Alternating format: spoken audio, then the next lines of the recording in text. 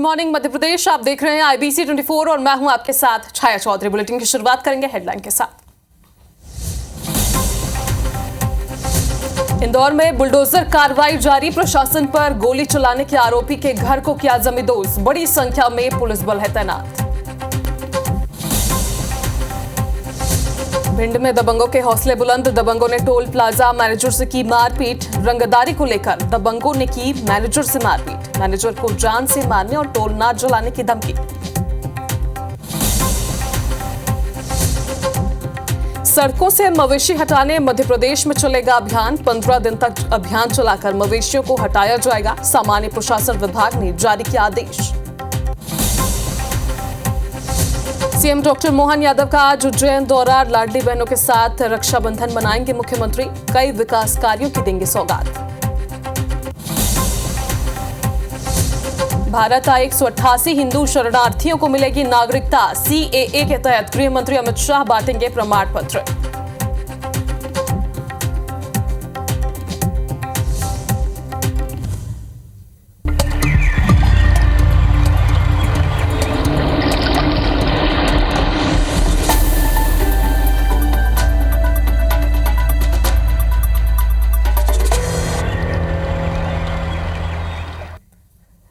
चलिए बुलेटिन की शुरुआत करेंगे इंदौर से मिल रही बड़ी खबर के साथ। तहसीलदार और पटवारी पर हमले का यह पूरा मामला है। पुलिस ने मुख्य आरोपी सुरेश पटेल को गिरफ्तार कर लिया है। कलेक्टर के निर्देश पर आरोपी सहित अन्य 4 आरोपियों पर रासुका की कार्रवाई हुई है। आरोपी सुरेश पटेल के अवैध निर्माण पर भी बुलडोजर चलाया जा रहा है। तस्वीरें आप देख पा रहे हैं, 3 पोकलेन और 3 बुलडोजर से अवैध निर्माण हटाया जा रहा है। मौके पर पुलिस बड़ी संख्या में तैनात है और बुधवार को अतिक्रमण हटाने गई प्रशासन की टीम पर आरोपी ने, बता दें आपको, कि फायरिंग की थी और ये पूरा मामला है। फायरिंग का वीडियो भी सामने आया था और देखिए अब किस तरह से आरोपी के घर पर बुलडोजर चलाया जा रहा है। फिलहाल बताया जा रहा है अवैध मकान है जिस पर बुलडोजर वाली कार्रवाई की जा रही है। तहसीलदार और पटवारी पर हमले का ये पूरा मामला, इससे पहले भी हमने लगभग 5 बजे के आसपास ये खबर ब्रेक की थी जब पटवारी और तहसीलदार पर एक फायरिंग की थी। चलिए इसी खबर पर अंशुल मुकाती हमारे साथ सीधे इंदौर से लाइव जुड़े हैं। अंशुल, हमने देखा था कि इससे पहले भी किस तरह से फायरिंग हुई थी और उसके बाद देखिए तत्काल पुलिस ने एक्शन लिया है, प्रशासन ने एक्शन लिया है और अब कार्रवाई की जा रही है।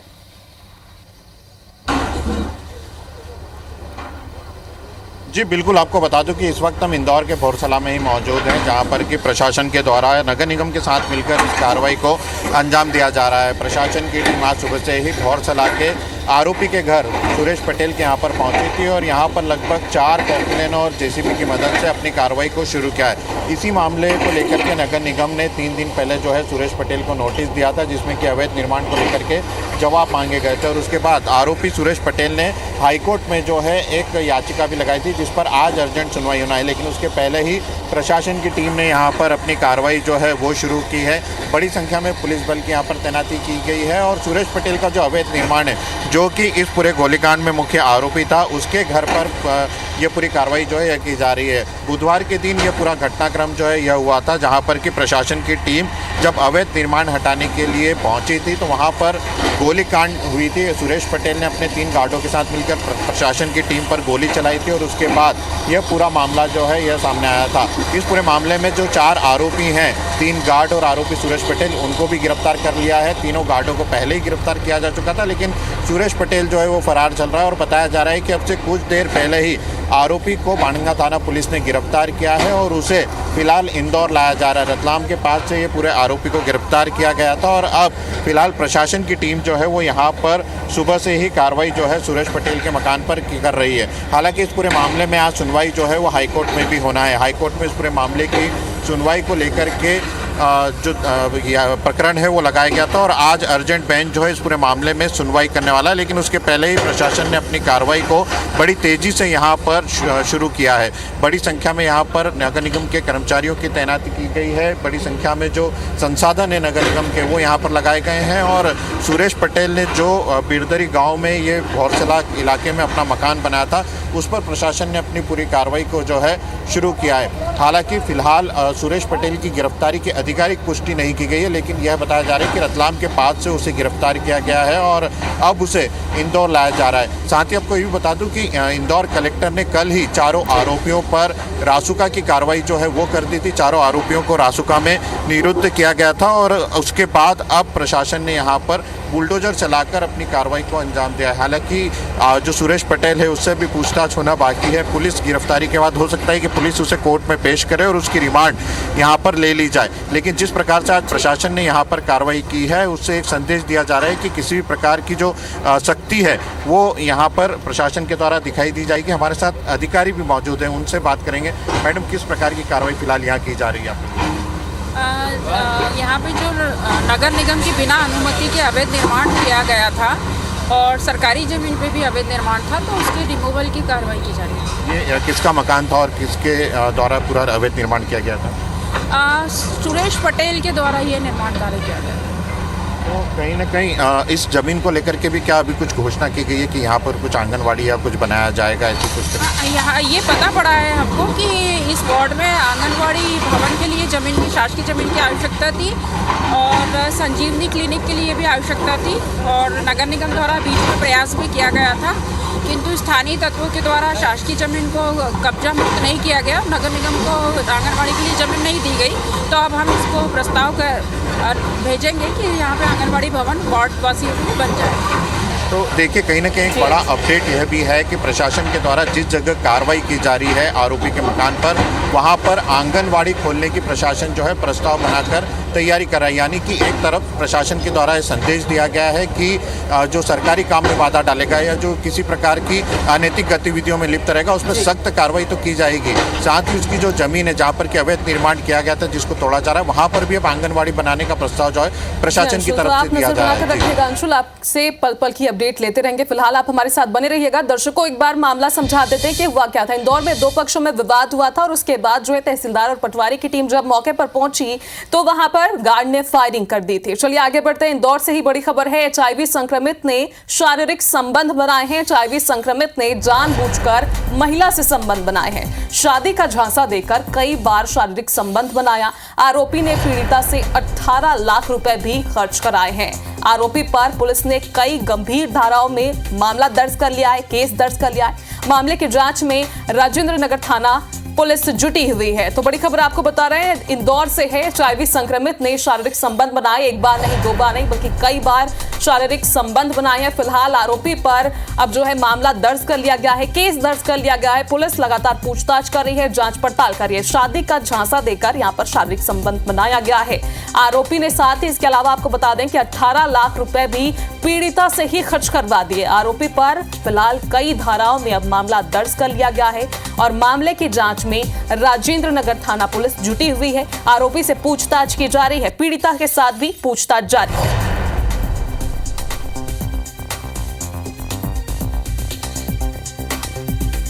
चलिए, इसी खबर पर अंशुल मुखाती हमारे साथ लगातार जुड़े हुए हैं। अंशुल, क्या जानकारी है? शादी का झांसा देकर यहाँ पर शारीरिक संबंध बनाया गया है, इसके अलावा आरोपी से पूछताछ की जा रही होगी, क्या कुछ अब तक खुलासे हुए हैं?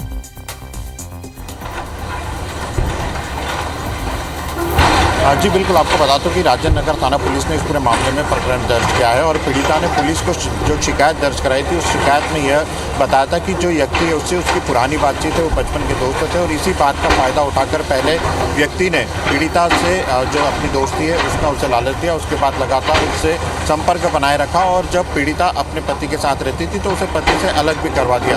पति से अलग रहने के दौरान कई बार व्यक्ति ने पीड़िता के साथ शारीरिक संबंध भी बनाए, लेकिन इस बात को उस व्यक्ति ने लगातार छिपाए रखा था कि वह एचआईवी संक्रमित है और इसे लेकर के जब बाद में पीड़िता को पूरे मामले की जानकारी हुई, उसने जब उसकी तबीयत खराब हुई और जांच कराई तो ये मामला सामने निकला कि वह एचआईवी पॉजिटिव हो चुकी है। और जब उसने उस व्यक्ति से इस मामले में बात की तो व्यक्ति ने बताया कि वो भी एचआईवी पॉजिटिव है और इस बात को व्यक्ति ने छिपा करके पीड़िता के साथ शारीरिक संबंध बनाए थे। इस पूरे मामले की शिकायत जो है वो राजेंद्र नगर थाने में की गई, जिसके बाद देर रात पुलिस ने जो व्यक्ति है उसके ऊपर केस दर्ज कर लिया है और फिलहाल अब उस व्यक्ति की जो तलाश है राजेंद्र नगर थाना पुलिस के द्वारा की जा रही है। वहीं एचआईवी पीड़िता जो अब एचआईवी पीड़िता हो चुकी है उसके बयान जो है पुलिस के द्वारा दर्ज किए गए हैं और आगे की वैधानिक कार्रवाई जो राजेंद्र नगर थाना पुलिस के द्वारा यहाँ पर की जा रही है। चलिए, बहुत बहुत शुक्रिया अंशुल पूरी जानकारी के लिए। तो बैक टू बैक इंदौर से ही एक और बड़ी खबर है। वायरस से संदिग्ध की मौत हो गई है। चांदीपुरा वायरस के संदिग्ध मरीज की मौत हुई है। एक सप्ताह पहले पुणे लैब इसका सैंपल भेजा गया था। खरगोन जिले में ये मृतक रहने वाला बताया जा रहा है। इंदौर के निजी अस्पताल में इसका इलाज जारी था, उसके बाद इसे रेफर किया गया था। खरगोन के स्वास्थ्य विभाग में फिलहाल हड़कंप मचा हुआ है। बताया जा रहा था कि ये 21 वर्षीय युवक है जिसकी मौत हुई है और बताया जा रहा है कि चांदीपुरा एक वायरस है जो लगातार संक्रमित कर रहा है लोगों को। इससे भी आपको अलर्ट रहने की जरूरत है। इसके बारे में तमाम जानकारी भी आपको IBC 24 पहुंचाता रहेगा। फिलहाल एक सप्ताह पहले पुणे लैब के लिए इसका सैंपल लेकर भेजा गया था, लेकिन खरगोन जिले में जो युवक रहने वाला था उसकी फिलहाल अब इस वायरस से मौत हो गई है। इंदौर के निजी अस्पताल में आपको बता दें कि इसका इलाज जारी था, इस दौरान इसकी मृत्यु हुई है। खरगोन के स्वास्थ्य विभाग में फिलहाल इस वायरस के आने के बाद हड़कंप मचा हुआ है। तो राजधानी भोपाल से बड़ी खबर आपको बता दें, जूडा की हड़ताल खत्म हो गई है। हाईकोर्ट के निर्देश के बाद हड़ताल खत्म हुई है। देर रात हड़ताल खत्म करने का फैसला लिया गया। जूडा ने कहा था कि अगली सुनवाई के बाद ही आगे की रणनीति तैयार करेंगे। इसके पहले भी हाईकोर्ट ने यह भी कहा था कि आप पहले हड़ताल खत्म कीजिए, उसके बाद ही इसकी सुनवाई होगी। और 20 तारीख की सुनवाई का डेट भी जबलपुर हाईकोर्ट ने दिया हुआ था। फिलहाल बड़ी खबर है कि जूडा की हड़ताल खत्म हो गई है। जो मरीज थे उनको राहत की बात है, क्योंकि लगातार जिस तरह से हम देख रहे थे हर जगह डॉक्टर्स जो है वो प्रदर्शन कर रहे थे। जो मरीज है वो हलाकान हो रहे थे। आम जनता को काफी समस्याओं का सामना करना पड़ रहा था। लेकिन भोपाल से एक खबर आपको बता दें, जहां पर जूडा की हड़ताल खत्म हो गई है। कल हाईकोर्ट ने इन्हें साफ तौर पर चेतावनी भी दी थी कि पहले प्रदर्शन खत्म कीजिए, उसके बाद ही इस मामले में सुनवाई होगी। और सुनवाई के लिए 20 तारीख को भी हाईकोर्ट ने कहा था। जबलपुर हाईकोर्ट ने 20 तारीख का ये डेट दिया है जब सुनवाई होगी इस पूरे मामले पर। तो कोलकाता रेप मर्डर केस के बाद लगातार जिस तरह से देश भर में डॉक्टर प्रदर्शन कर रहे थे, उसके बाद से इनकी अपनी एक सुरक्षा की मांग भी थी। इस मामले पर हाईकोर्ट सख्त हुआ और उसके बाद जूडा ने हड़ताल खत्म कर दी है। देर रात हड़ताल खत्म करने का ये फैसला जूडा के द्वारा लिया गया है। तो सुनवाई के बाद आगे की रणनीति तैयार करने के बाद भी जूनियर डॉक्टर्स कह रहे हैं।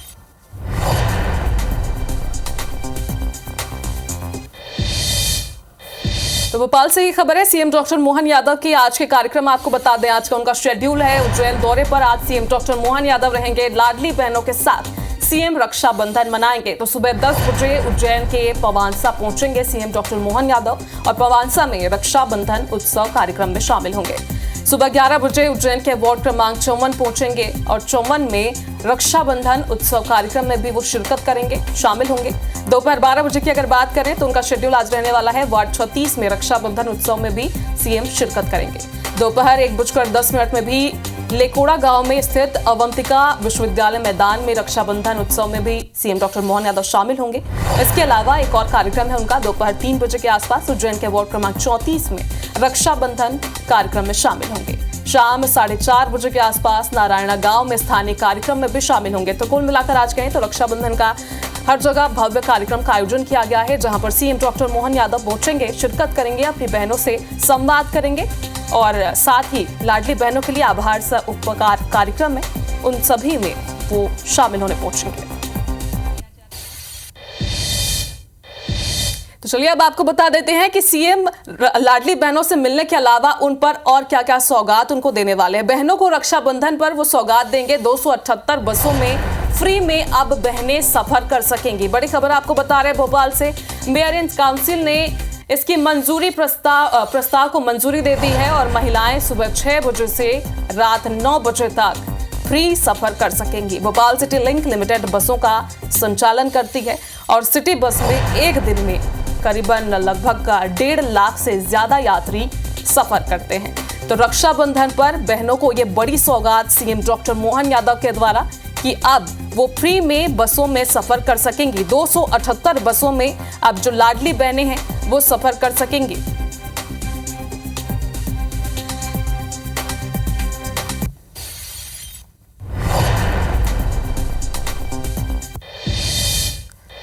तो राजधानी भोपाल से ही बड़ी खबर है, बीजेपी का सदस्यता अभियान शुरू होने जा रहा है। सांसद अतुल गर्ग मध्य प्रदेश के सदस्यता अभियान के प्रभारी नियुक्त किए गए हैं। 1 सितंबर से बीजेपी का सदस्यता अभियान शुरू हो जाएगा। 10 करोड़ से ज्यादा नए सदस्य जोड़ने का टारगेट इस अभियान में रखा गया है। 2 चरणों में अभियान चलाया जाएगा। और 1 सितंबर से 25 सितंबर तक पहला चरण होगा। दूसरे चरण की बात करें तो 1 अक्टूबर से 15 अक्टूबर तक बीजेपी का ये सदस्यता अभियान चलेगा। तो 2 चरणों में बीजेपी ये सदस्यता अभियान चला रही है। सांसद अतुल गर्ग मध्य प्रदेश के सदस्यता अभियान के प्रभारी बनाए गए। तो इंदौर की नारकोटिक्स विंग को नशे के खिलाफ बड़ी सफलता हासिल हुई है। नारकोटिक्स की टीम जम्मू कश्मीर से ड्रग तस्कर मोहम्मद मिर्जा को प्रोडक्शन वारंट पर इंदौर लाई है। पूछताछ में मोहम्मद मिर्जा ने खरगोन के कसरावत स्थित कब्रिस्तान में 10 लाख की ड्रग छुपाना बताया है। आरोपी की निशानदेही पर नारकोटिक्स ने कब्रिस्तान से एमडी ड्रग्स जब्त की है। इस प्रकरण में अभी तक 3 आरोपियों से 37 लाख रुपए की एमडी ड्रग्स जब्त की जा चुकी है। ये ड्रग्स जम्मू कश्मीर में भारत के सीमावर्ती इलाकों से लाई जा रही थी। बता दें कि बीते दिनों नारकोटिक्स की टीम ने 2 आरोपियों को गिरफ्तार किया था और उनसे 27 लाख की एमडी ड्रग्स जब्त की थी। पूछताछ में आरोपियों ने जम्मू कश्मीर के मोहम्मद मिर्जा का नाम बताया था।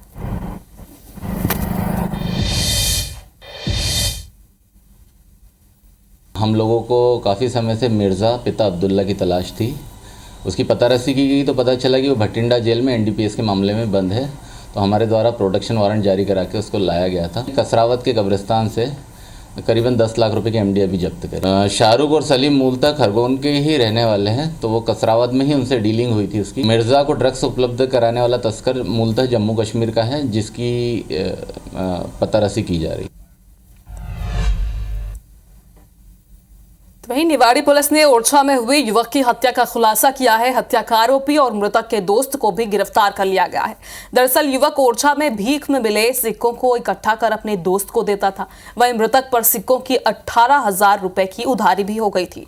जब युवक ने पैसा नहीं दिया तो दोस्त ने ही उसके सिर पर डंडा मारकर हत्या कर दी।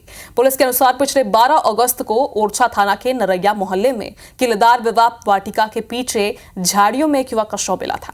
मृतक की पहचान राकेश कुशवाहा खिसनी सकरार निवासी के रूप में हुई है, जिसकी हत्या कर आरोपी ने शव को कंबल में लपेटकर झाड़ियों के बीच फेंक दिया था। फिलहाल पुलिस ने आरोपी से बोरी, थैला और 50,000 रुपए के सिक्के, डंडा और मोबाइल जब्त किया है। आगे की कार्रवाई जारी।